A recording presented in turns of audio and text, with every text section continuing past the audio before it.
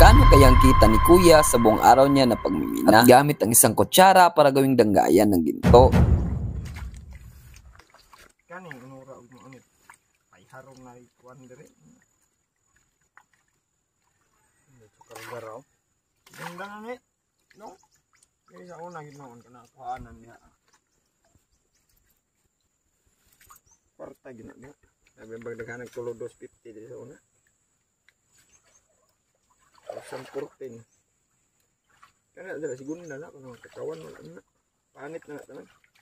Yeah. Ano nakuha na mo dire wa tagahawak na tingidya.